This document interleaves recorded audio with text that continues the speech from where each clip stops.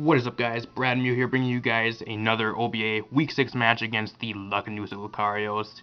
I'm your coach of the Grassy Plains Raikous. Before this video starts, please drop a like down below, and if you are new, hit that subscribe button as well for daily Pokemon content.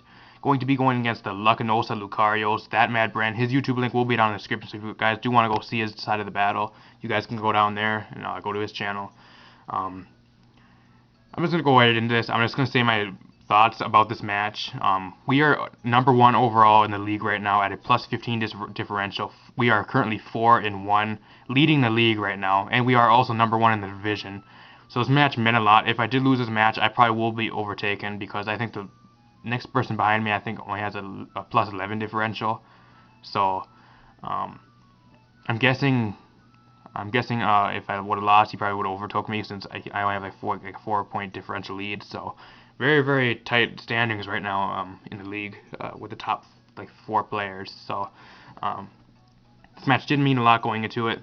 My opponent actually had a very threatening draft. He had the Ferrothorn, he had the Latios, which he did, or Latios he could bring. He had the Rapidash, he had a Ludicolo, he had a lot of different things he could bring. Thought he was actually going to be bringing the Ferrothorn just because Stealth Rocks and Spikes did a lot to my draft. Did not bring it though, just because I'm just assuming because of the Heatran being there. But my opponent, he actually switched out the. He had the Clawitzer. He actually traded that off for the Ambipom, which I kind of thought he was actually trading that off for our battle, but it does get very, very good coverage, but it is kind of walled by Cofagrigus. Other than knockoff, I guess that knockoff's probably the best thing it can do to Cofagrigus, but it still ain't doing too much. Was also gonna actually probably try a Custap Berry just for knockoff on Cofagrigus. Lucky I decided against that because it didn't even bring the Ambipom. So basically the plan behind this, I've played complete garbage this match, guys. I'm gonna tell you guys right now, I played completely garbo in this match. If I just would have took a little bit longer and actually thought out my things, Sylveon, once the Cresselia, the Seismitoad is gone, Sylveon completely wrecks the rest of his team. So I played completely garbo in this match. So could have just took a little bit longer and thought out my plays. I did not do that though because I'm not quite sure why. But this match is actually going to come down to a lot of luck as well towards the way into the match. So hopefully you guys do stick around till the end. My opponent's bringing the Cresselia, the Hitmontop, the Infernape, Latios, Mega Medicham, and the Seismitoad. Was debating to either bring the Mandibuzz or the Cofagrigus. Cofagrigus, I just needed it. I really wanted the ground immunity, but I just 100% needed the Cofagrigus because it's a decent counter to the Mega Medicham, and it decently counters the Hitmontop. What actually completely 100% walls the Hitmontop, and decent counter to Infernape as well. So I really need that thing around. So I brought the defensive Cofagrigus this week with the Max Defense, Max HP Will-O-Wisp, Toxic Spikes, which one of the plans. Set up the Toxic Spikes early game, maybe get my Stealth Rocks up, because after about 25% on most of his Mons, once the Cresselia and the Seismitoad is gone, Haxorus can come in. I am Choice Scarf Haxorus this week. Haxorus can come in basically with Outrage. Dragon Claw does absolutely crap ton to most of his Mons, but Outrage, basically once I get most of his stuff down to shit, I can't talk today. I do apologize, but once I get most of his stuff down, chipped down 25%, from that range, Outrage kills about most of his Mons, except the Cresselia and the Seismitoad. So I really need to get as much damage with Stealth Rocks and Toxic Spikes and stuff like that off. Dragon Claw is pretty much a one-shot on Latios, so wasn't really too worried about that. I'm Choice Scarf, so I would be outspeeding the Medicham, and a Dragon Claw does one-shot it with a little bit of damage on it. So plan was to get most things down, chip down 25% off them. So Axis and Jolteon and Scizor can clean up late game. That was my plan for this match. Thought he was actually going to be bringing the Ludicolo. He was going to have a lot of fake-out users and try getting past most of my Mons, which probably would have worked, to be honest. Just because Cofagrigus was there too, that was more a counter to fake-out users like Ambipom. Hitmontop has fake out, Ludicolo gets fake out, Medicham gets fake out, so that was more of a counter for the fake out users as well. That's one of the reasons why I brought it. Bringing the offensive Scizor this week with the U-turn, X-Scissor, Iron Head and Bullet Punch. Debating a defensive or offensive. I chose offensive because if I was defensive form, I get completely walled by Cresselia still, and if it has hidden power fire, I can't do nothing to it, and it completely walls the rest of my team. So needs to run that offensive scissor because X scissor has a chance to two-shot that thing if it is defensive. So that's why I brought that. Max defense, max special defense, Sylveon, Shadow Ball, Hyper Voice, Protect, Wish. Basically just pass off wishes and do a lot of damage because he did have a lot of favorite weaknesses in his draft. Special defensive Heatran. Was debating to actually either bring X2 as well in exchange for this, but the Stealth Rocks were a little bit too more important for that.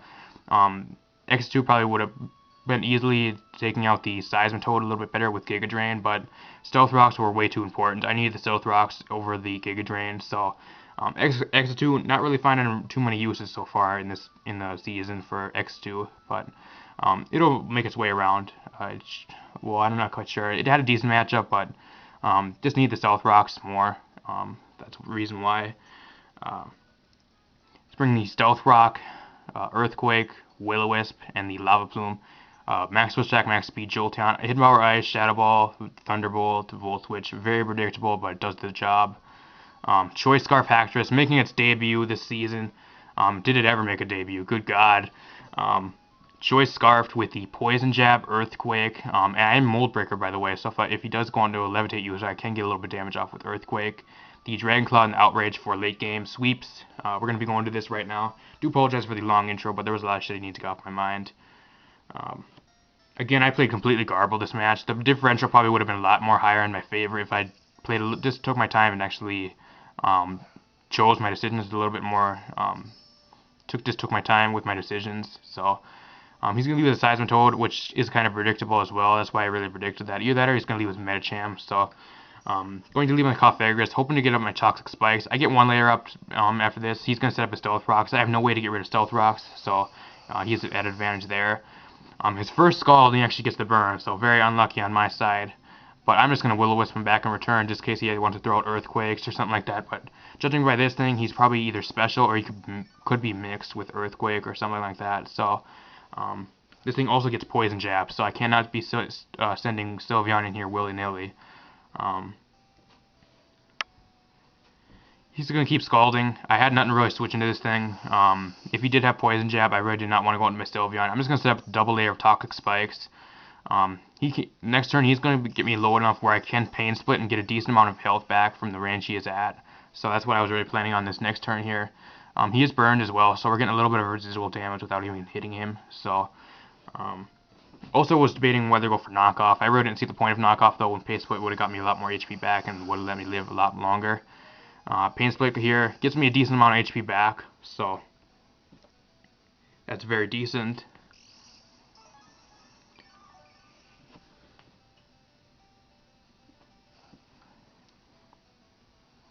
He's getting low now, so once this thing's out of the way, my Jolteon actually can switch around freely, Volt Switch freely. So this is going to be a big kill for my side, getting this Seismitoad out of here, because Seismitoad is actually a water ground type. So once this thing's out of here, Volt Switching freely, Thunderbolt freely, don't have to think about it twice. Going to go into Sylveon here, take a huge risk. Going to actually set up the Wish here. He actually gets a Scald Burn again, so very unlucky on my side. I was kind of salty about this at first, but then again, it's just RNG because it does have a 30% chance to burn anyways, so you're going to be getting no matter what if you use it 3 times, basically. Just going to sit in here. I'm going to let the burn take him down. I'm going to go for the Wish here. If he did pack the Poison Jab, it actually would have killed from this range, so I took a big risk here. He's going to go for Scald again, so that does show me that he does not have Poison Jab, which is very nice. And judging right here, actually, because my leftovers actually went first, means he's actually not invested in speed. Even though he has higher speed, base speed than me, he must not be invested in speed. Neither am I. So I'm not quite sure why. Not quite sure why I outspeed here, because I'm base 60, and I think Seismitoad's base 70 or 74. So I'm not quite sure why I outsped there, but I pick up a kill and get a free Wish off without protecting. So that's decent in my play, or my side. Need to keep the Sylveon around here. He's going to go right out into Fernape here. I maybe should have predicted this thing right here because the way he went out to it.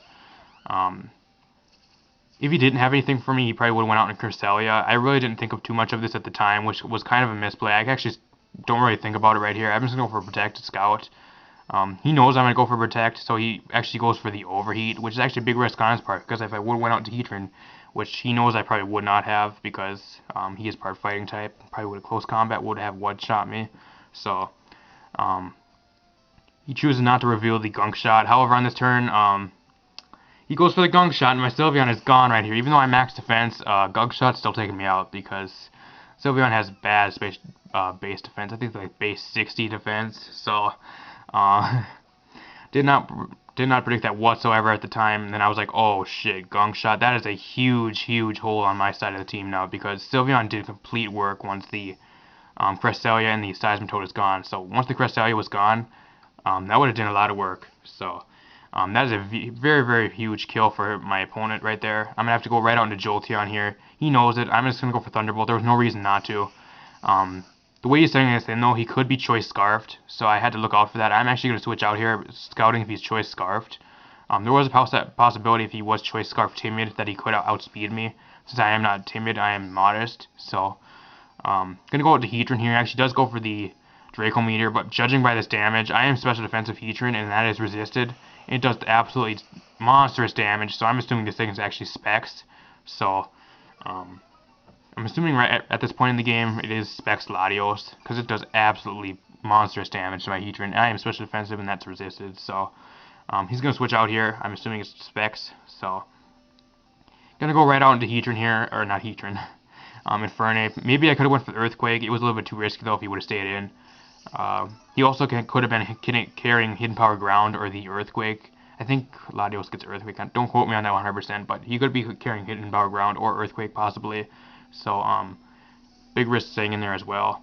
He's going to predict the Will-O-Wisp, actually. I'm not quite sure if he predicted Will-O-Wisp or what there, but I could have Earthquaked and his Fernie probably would have been dead with the poison damage. So, I'm going to go right out into the Cofagrigus here. He makes a super huge risk knowing I'm not even going to stay in. So, huge play by my opponent here.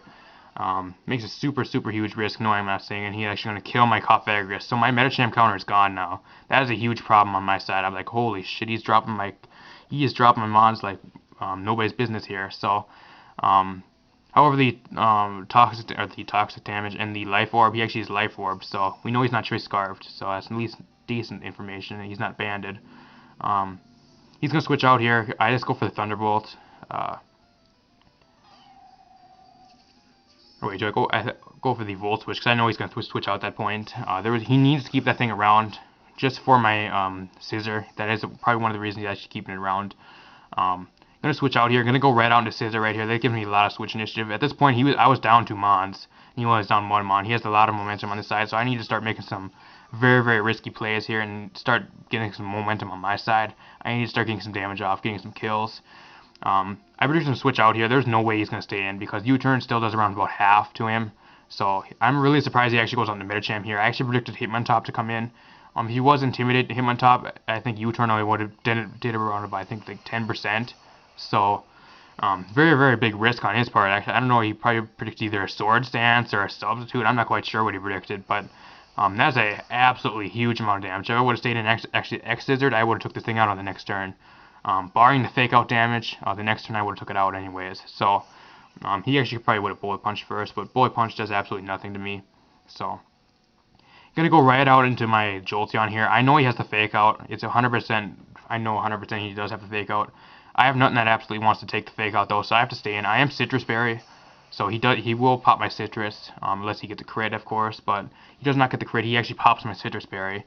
That and the Stealth Rocks are up, so that's kind of my Jolteon is a little bit at a hindrance here. Can't really do too much because the Stealth Rocks are up. I can't full switch in and out freely too much anymore. I still have like about I think 4 or 5 switch-ins left with this thing. Oh, shit, my bad, guys.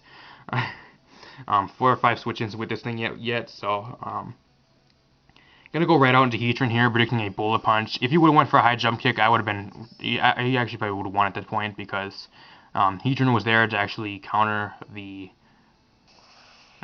Actually could set up the rocks and stuff like that, and actually counter the Latios. So with this thing gone, his Latios would have been able to run a lot more on my team and stuff like that. However, the Bullet Punch, the Toxic does take it out. So one advantage having the Toxic spikes up, gets one kill for me right there. That Bullet Punch play was a very risky play as well, but I had to take it because I need that thing out of here. That Mega Medicham is so threatening to my team. I was very super surprised at this play because Cresselia completely walls Heatran here. I was going to go for the Will-O-Wisp because I wanted residual damage on this thing. He's going to go for the Lunar Dance. The only mon that's really injured right now was his Infernape, so I know on the next turn he's going out into his Infernape no matter what. So, he's going to go into Infernape here. Basically, I have no switching for this now. My Cofagris is gone, which was one of my counters to this thing. Even though it is a mixed Infernape because we did see the overheat. Cofagris still going to eat 2 overheats up, so he's going to Earthquake here. I have no switching for this thing. I'm just going to let Heatran go down. No Stealth Rocks are getting up, I guess, but Heatran did its job. It took a big-ass Draco, and it completely walled Lucarios for a little bit. So, at this point, he knows Thunderbolt has a chance of killing at this range, so I'm going to go right out into my Jolteon here. Jolteon putting the pressure on this Infernape. I was really debating if he had the Mach Punch. I don't think he does have the Mach Punch though, because every time I brought this thing in so far, he kept switching out. So that we could have got a lot of kills with Mach Punch. He does not have it. So I'm assuming the way 100% sure that he brought this in, he does have the Mach Punch, and probably the Fake Out the way he brought this in on this Jolteon. Also assuming this is probably a defensive Hitmontop, just to probably counter my Haxorus and my Scizor. So I'm going to go out to Scizor here. This thing could get Fire Punch as well, so I had to look out for that as well. If you did go for Fire Punch, I really don't care, because I have no counter to it anyways. My Heatran's gone, my Cofagris is gone. Would have to just take it, stay in, get a Pull-Up Punch off, and take it. So, if it would have went for U-turn here, I would have been in a really, really nice spot. I'm just going to go for the Iron Head, though. I'm going to have to let my Scizor go down here, because he goes right out into his Infernape. He knows he can live in Iron Head. It does a decent amount, though. It does around about, I'm going to say about that's like 45% there. With the toxic damage, it does a decent amount. Not low enough, though, where a Bullet Punch can't kill. Bullet Punch only does around about 35%, so a little bit unfortunate there, but with Life Orb and toxic damage, he's going to be going down next turn, and it will be an open field. Overheat going to take me out. Doesn't really matter anyways. I have no counter for this thing anyway, so best play there was to Bullet Punch. Could have played a little bit better with keeping my Sylveon around as well. I let that thing go down way, way too early. If my Sylveon would have been around at this point, my Sylveon would have been putting in huge amounts of work. Let that thing go down way, way too early. Along with letting my Cofagris get wounded or get worn down a little bit way too early in the match. So that's one of the things or two of the things I really regret doing in this match. Gonna go for the Hidden Power Ice here. He must have some special defensive investment, because at that range, my calcs, if he was completely 100% offensive, would have taken him out. But so I'm assuming he has a little bit of special defensive investment to live a Hidden Power Ice or a Shadow Ball. Gonna stack the Jolteon here. At this point, the range that Hitmontop is at, probably if I would have my Stealth Rocks up, a Dragon Claw would have killed the Hitmontop. And since it's not Intimidate Hitmontop, I do have a chance of killing it. However, since there's no Stealth Rocks up, I'm forced to go for Outrage here. I am Choice Scarf, so we know this Latias is not Choice Scarfed. It is Choice Specs, probably. Now the big moment of truth right here. He's going to go for the Fake Out. Hoping I'm not going to get confused right here. I'm hoping to get that 3-turn Outrage. It does not happen, though. I'm going to be getting confused right here. RNG right here. If Haxorus does not break through, he wins the match. If he does break through, I do kill from this range, and I win. He's going to go for the Mach Punch. If I were him, I just went for the Close Combat, because if it wouldn't broke through, the Close Combat would have killed. Haxorus coming through on its first time on the draft, guys. Haxorus playing for that MVP spot this match. And Haxorus, I'm proud to say he actually did win the MVP spot of this match. If he would have hit himself in confusion, actually would have did around about, I think, like 20 points of damage probably. And the Mach Punch probably would have had a chance to kill there. If it did not break through, and my opponent would have won the match. So that is a huge, huge upset right there. Haxorus proven to be MVP for this battle, and proud member. He's going to be the MVP for this match. So thank you, Haxorus, for breaking through that confusion. Good gosh. Anyways, though, GG to Bren. Very, very good match. This is probably one of the closest matches so far this season. It could have been a little bit. Could have a little bit better differential if I would have played a little bit better. I played completely garbage in this match. I really didn't take too much time to take my moves and stuff like that. Could have played a little bit better on my part. I'm gonna have to step that up next week. Next week we're gonna be going against the Mississippi Machamps, John Delmark. I think it's John Mark. So gonna be going against them next week. They have a Mega Sableye, Chanticleer. I'm gonna have to break through that. The Raikou that I wanted. Good gosh, they have a completely insane draft. They have the Dawn Fan. They have a completely insane insane draft. So it's gonna be really really hard to get through their draft. Anyways, though, if you guys did enjoy this, please drop a like down below. And if you did make this far, hit the subscribe button as well if you are new. Your Grassy Plains Raikous are now 5-1. So with the 1-0 differential, though, I'm not quite sure if we will be overall #1 on in the league so far. Still, if somebody got a 6-0, they will pass me by 1 point, I think. So not gonna be 100%, not gonna be salty about that or anything, but because we still did win. So barely won actually. If it would have hit myself in confusion, I would have lost. So complete luck in this match actually. So Haxorus again proving why it wants to be MVP. But good to get out of here. Hopefully you guys enjoy. See you guys next time.